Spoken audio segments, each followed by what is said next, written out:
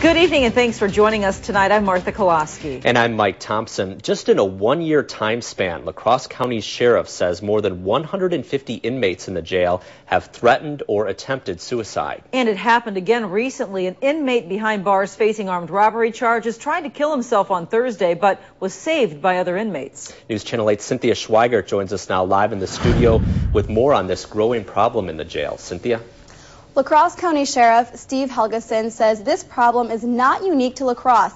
It's happening in jails all over the country. The latest suicide attempt happened last Thursday.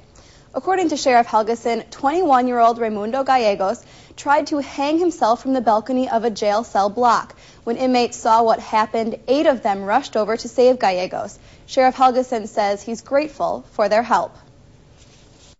In a very short period of time, the inmates had actually untied him, lowered him to the ground, and at that point our staff had arrived and took over the scene. Now, Gallegos was charged with armed robbery for allegedly entering the Checkmate Cash Advance store on June 16th and threatening to shoot 2 employees unless they gave him money. Sheriff Helgeson says a jailer spoke with Gallegos just minutes before he tried to hang himself, and everything seemed fine.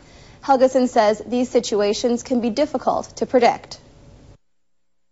We've trained our staff significantly, especially over the past few years, by sending a number of them to crisis intervention training, but also training as to how to handle a suicide attempt.